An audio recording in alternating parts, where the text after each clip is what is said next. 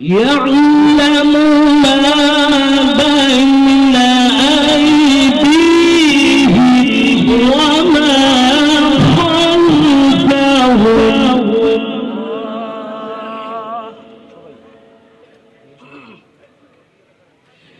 يعلم ما بين أيديهم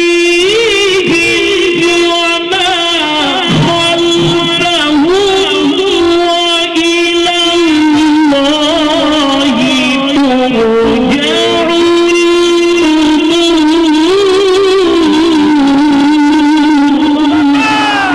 ترجع مرحبا مرحبا. أحسنت جميل. مبروك مبروك ما شاء الله. اللهم زد فازد.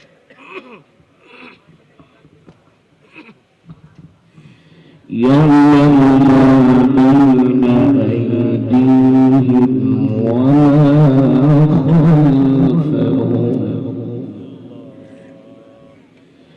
وإلى الله ترجع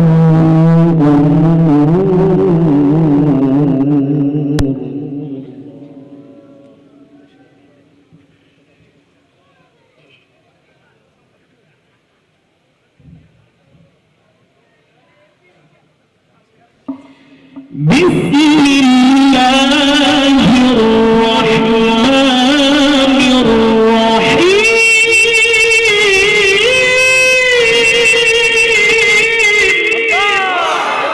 أحسنت جميل. ما شاء الله. بارك الله فيك. مبروك مبروك ما شاء الله.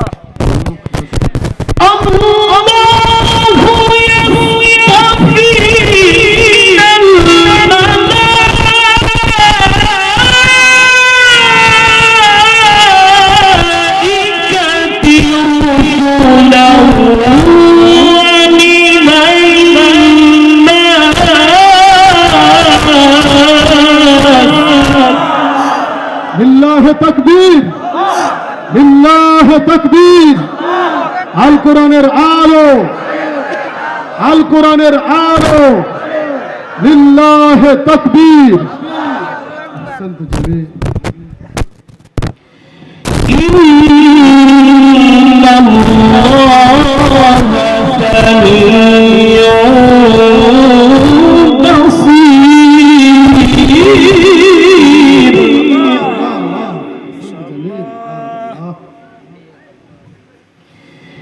إن الله سميع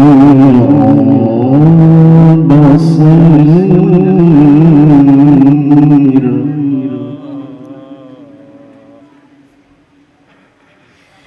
يعلم ما بين أيديهم وما خلفهم وإلى الله ترجع الأمور.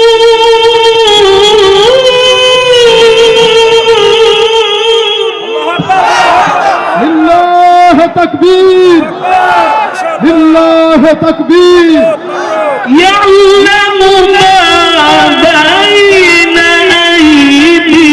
أيديهم وما خلفهم وإلى الله ترجع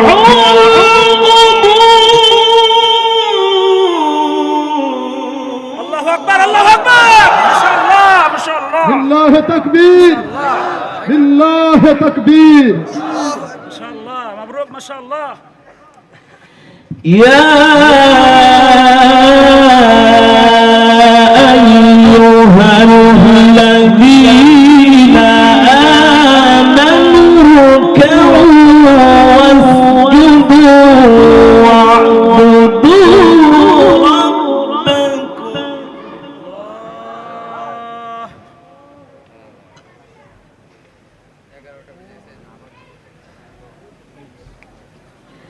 يا أيها الذين آمنوا اركعوا واسجدوا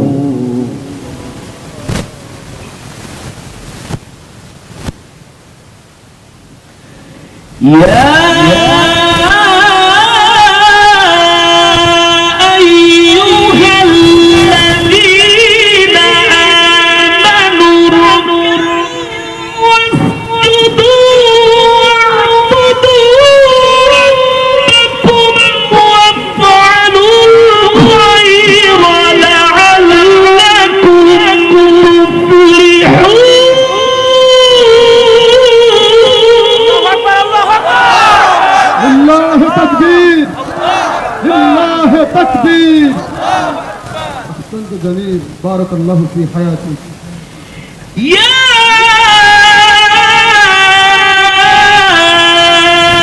أيها الذين آمنوا اركعوا واسجدوا واعبدوا ربكم وافعلوا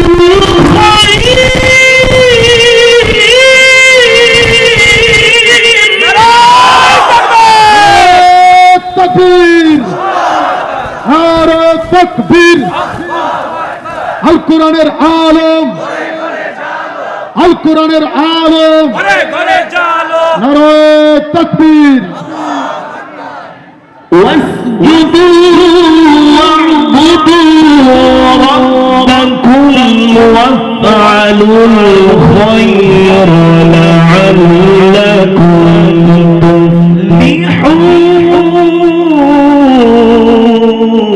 تفلحون ما شاء الله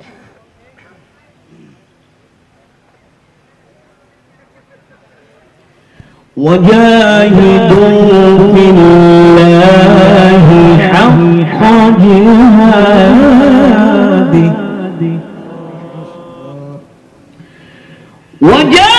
وجاهدوا في الله حق جهاده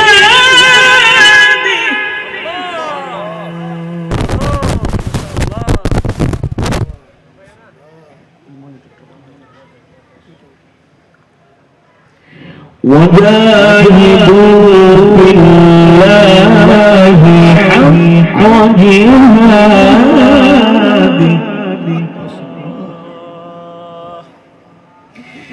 هو اجتباكم وما جعل عليكم في الدين من حرج ملة أبيكم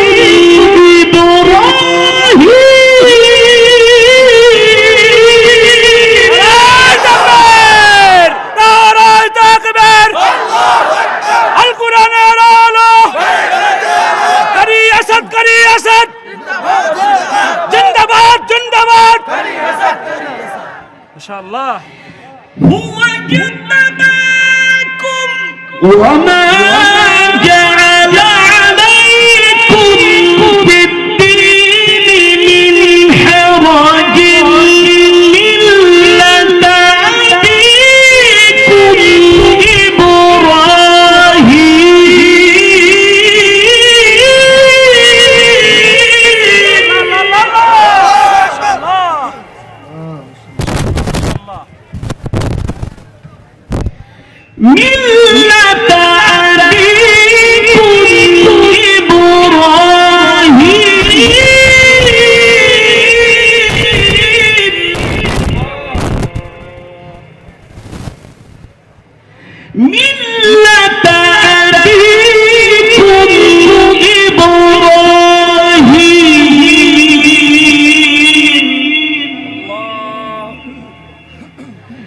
ملة أبيكم إبراهيم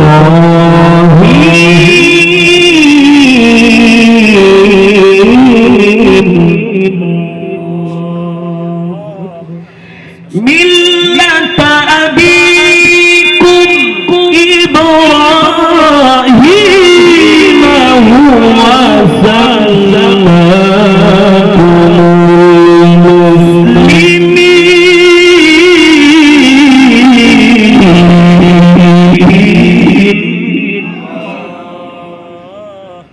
ما شاء الله. ملة أبيكم إبراهيم هو سماكم المسلمين.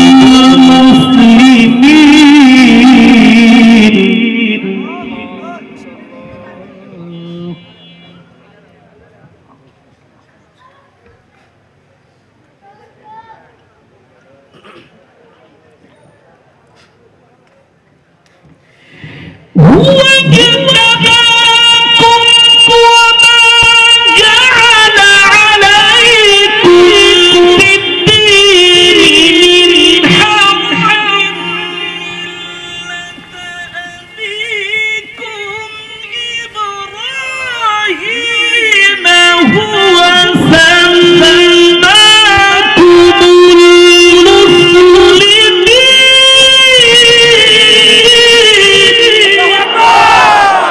لله تكبير، لله تكبير. ملة أبيكم إبراهيم هو سماكم المسلمين.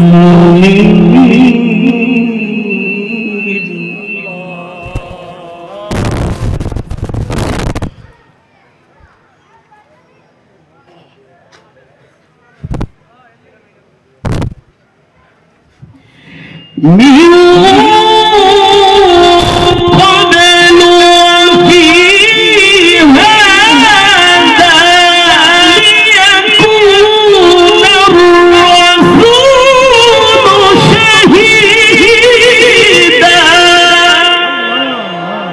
أحسنت جميل، بارك الله في حياتي، حياك الله، بارك الله.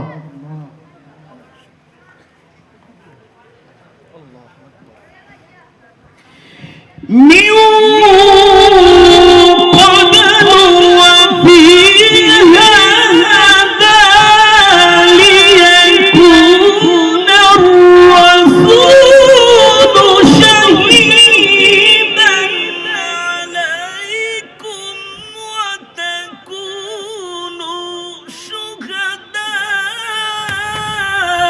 على الناس.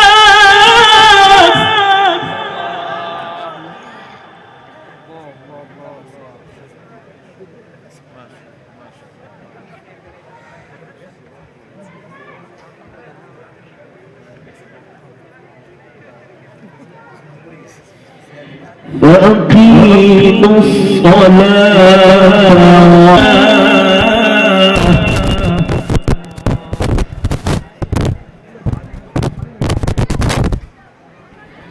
فأقيموا الصلاة وآتوا الزكاة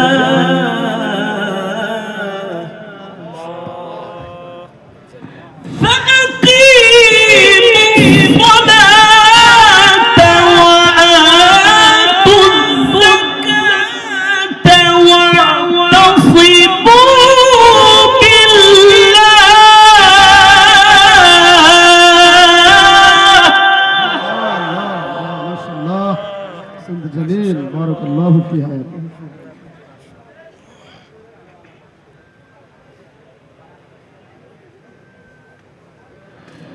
ومولاكم فنعم المولى ونعم النصير.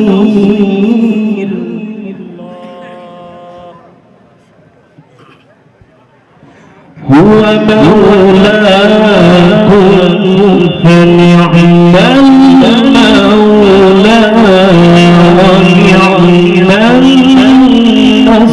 النصير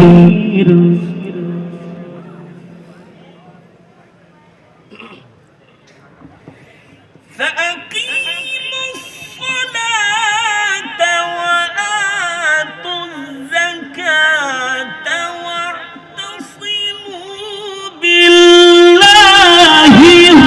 هو مولاكم فنعم المولى ونعم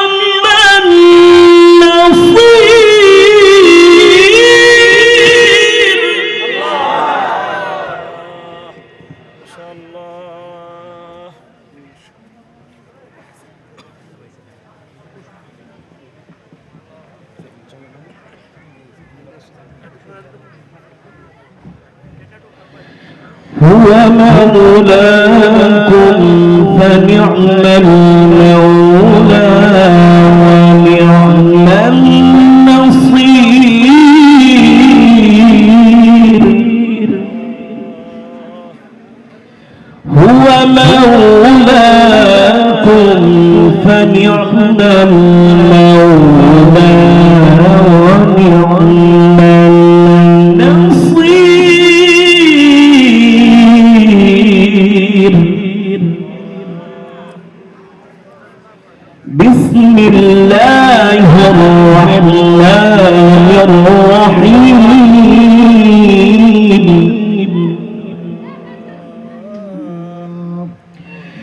بسم الله الرحمن الرحيم لإيلاف قريش أحسنت جميل بارك الله فيها.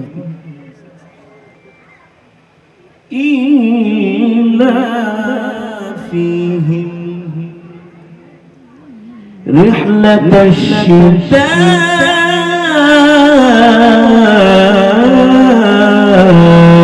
الشتاء والصيف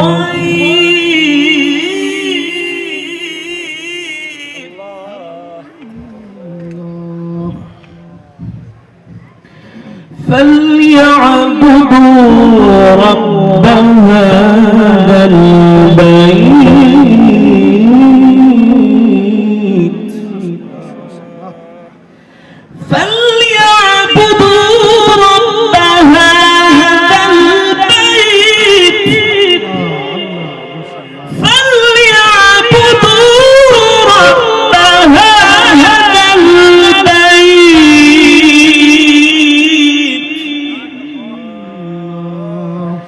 رب هذا البيت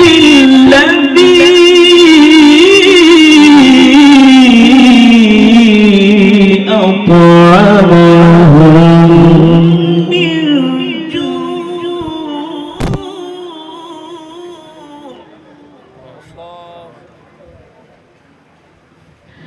الذي أطعمهم من جوع وآمنهم من خوف بسم الله الرحمن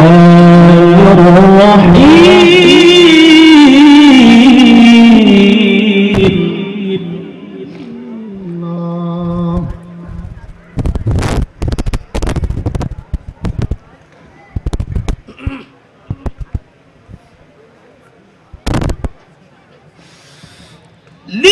لإيلاف قريش إيلافهم رحلة الشتاء والصيف فليعبدوا رب هذا البيت الذي أطعمهم من جوع وآمنهم من خوف الله أكبر لله تكبير لله تكبير আল কোরআনের আলো আল হাদিসের আলো লিল্লাহি তাকবীর। বিসমিল্লাহির রাহমানির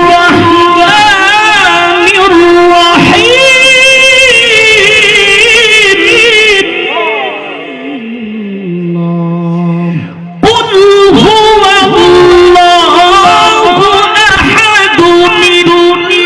কুল হুয়াল্লাহু আহাদ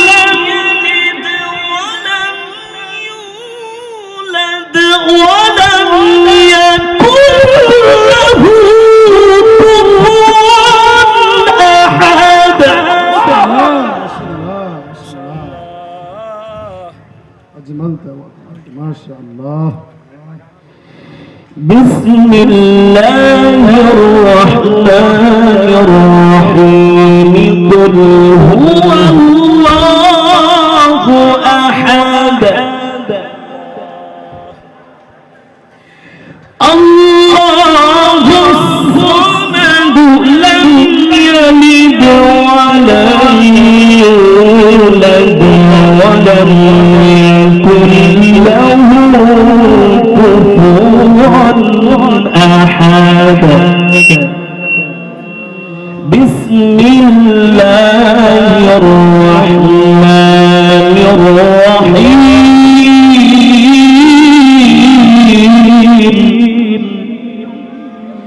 قل هو الله أحد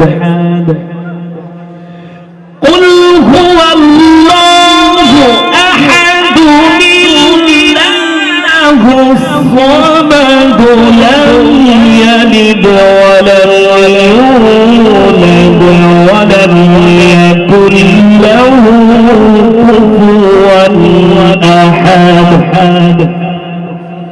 لم يلد ولم يولد ولم يكن له كفوا أحد. صدق الله العلي العظيم.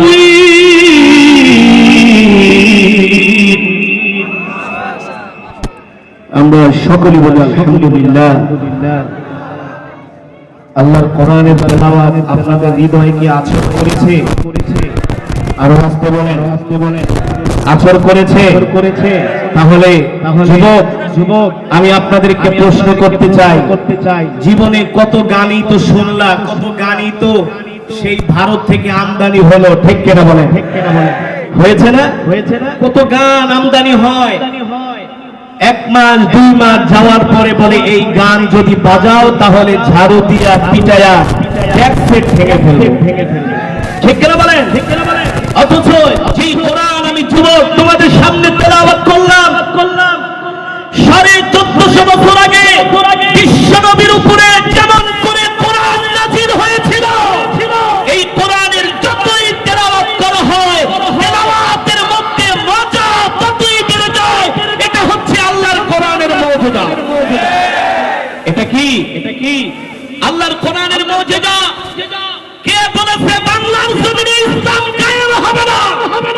আজকে বাংলার লক্ষ কোটি যুবকেরা গান বাদ দিয়ে কোরআনের তেলাওয়াত শোনা শুরু করেছে। মানে বলছি আজকে বাংলাদেশের ম্যাক্সিমাম যুবকের মোবাইলের মধ্যে কোরআনের তেলাওয়াত থাকে, ঠিক কিনা বলে? এটা আমাদের আশার আলো। এর কারণ হলো যে দেশের যুবকেরা গান বাদ দিয়ে আল্লাহর কোরআনের তেলাওয়াত শুনে ওই দেশের উপরে আল্লাহর রহমত নাযিল হবেই হবে। গতকাল রাতে বাংলাদেশে একটা মৃদু ভূমিকম্প হয়েছে, টের পেয়েছেন? হ্যাঁ, এই ভূমিকম্পগুলো কেন হয়?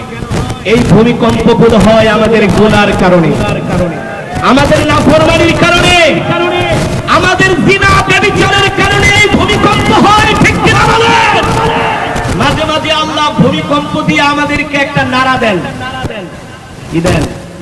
মনে করতে পারেন হুজুর ভূমিকম্প তো হয়, কই নড়ে চড়ে তো পড়ে না। আরে বেটা কেন যে পড়ে না, সলিমুদ্দিন তুই বুঝবি কোত্থেকে? না পড়ার কারণ হলো নড়ে চড়ে পড়ে না, না পড়ার কারণ হলো এই বাংলার জমিনে লক্ষ লক্ষ ওলামায়ে কেরাম শেষ রাতে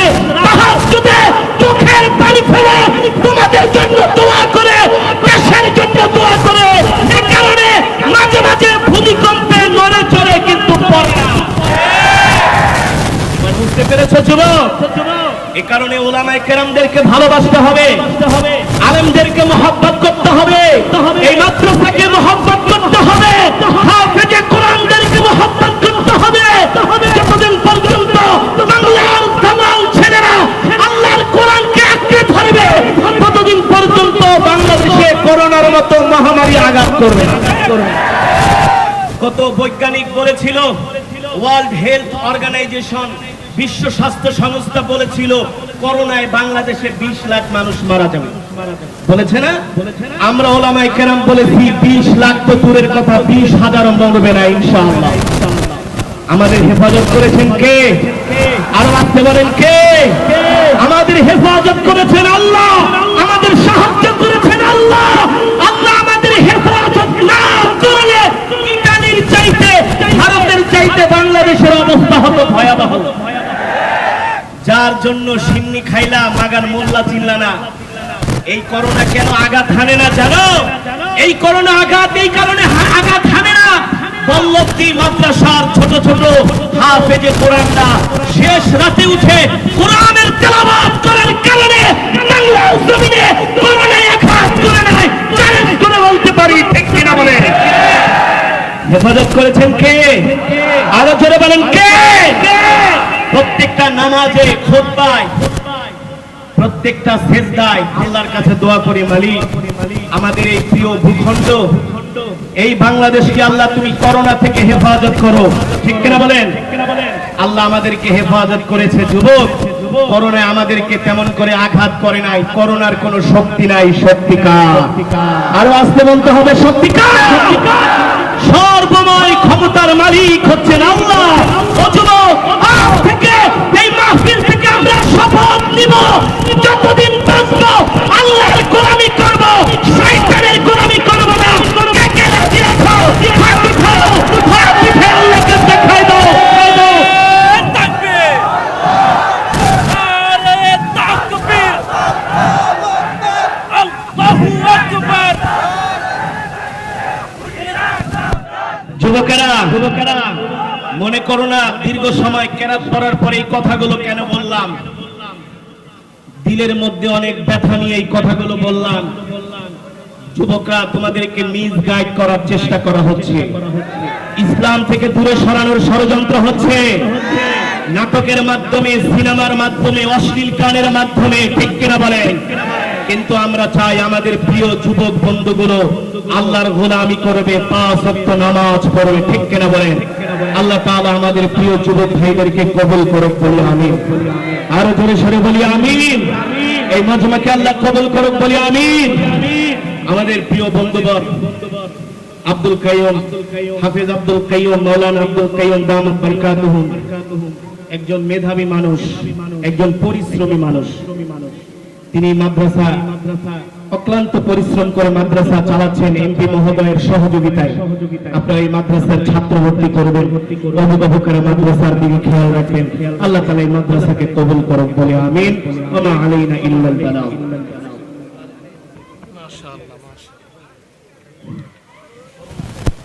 মাননীয় এমপি মহোদয় কারি সাইদুল ইসলাম আসাদ সাহেবকে 5,000 টাকা দিয়ে গেছেন।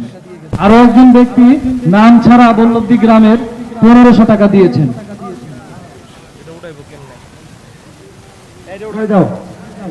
আপনারা যে চলে যাবেন সে বড় মিস করবেন। একদিন মাত্র, আর মাত্র 1-1.5 ঘন্টা থাকতে পারবেন না? আপনারা একটু আওয়াজ দেন, থাকতে পারবেন?